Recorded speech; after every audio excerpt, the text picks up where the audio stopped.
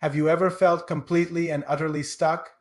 I mean, really stuck, pinned between a rock and a hard place, with no good options in sight. You look behind you and your problems, your past, your fears are closing in fast. You look ahead and all you see is an impossible, uncrossable obstacle. It feels like a dead end. This is exactly where the Israelites found themselves in one of the most dramatic stories ever told. You can read all about it in the book of Exodus, chapter 14. After centuries of slavery in Egypt, they were finally free. Led by Moses, they were on their way to a new life, a promised land, but their freedom was short lived. Imagine the scene. A massive crowd of people, families with children, carrying everything they own, finally tasting freedom. But then a cloud of dust appears on the horizon. It's Pharaoh's army, the most powerful military force in the world at the time, with hundreds of chariots, is thundering down on them, furious and bent on dragging them back into slavery. Panic sets in. The Israelites look behind them and see certain death or recapture. They look ahead and what do they see? The vast, deep waters of the Red Sea. There's nowhere to run, nowhere to hide. They are trapped. They cried out to Moses, "Was it because there were no graves in Egypt that you brought us to the desert to die?" You can feel their terror and their despair. They had a choice between the devil they knew, slavery, and the deep blue sea. It looked like the end of the road, but this is where the story takes an incredible turn. This is where we see the core lesson unfold. God often waits until the enemy is right behind you and an impossible sea is right in front of you. Why?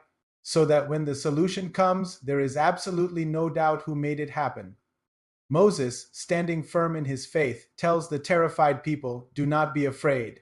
Stand firm and you will see the deliverance the Lord will bring you today." He then raises his staff over the water as God commanded, and then the impossible happens. A strong east wind begins to blow, and it blows all night long. The sea begins to part.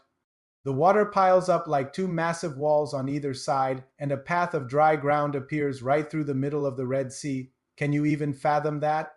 A highway through the ocean? God didn't just build a bridge over the water or send a fleet of boats. He did something so miraculous, so beyond human comprehension, that no one could claim credit for it.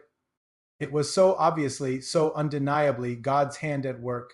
The Israelites walked through the sea on dry ground, with walls of water to their right and to their left. Once they were safely on the other side, the Egyptian army charged in after them. But as soon as the last Israelite was safe, God told Moses to stretch out his hand again. The walls of water came crashing down, and the entire Egyptian army was swallowed by the sea. Their dead end became their pathway to deliverance. The very thing that looked like their doom, the sea, became the instrument of their salvation and the defeat of their enemy. Maybe you're feeling like the Israelites today.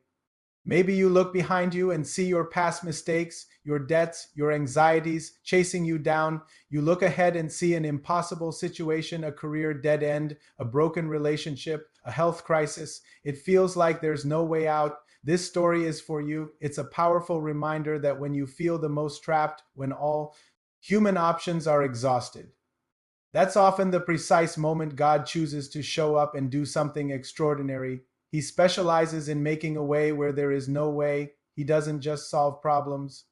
He parts seas. He creates solutions that you could never have imagined. The point of these moments isn't to crush you. It's to show you his power in a way you'll never forget.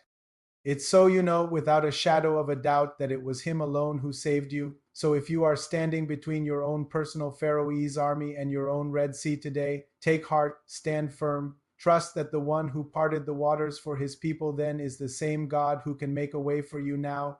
Thanks so much for watching. If this story encouraged you, please like the video and subscribe for more content like this. We'd love to have you as part of our community. See you in the next one.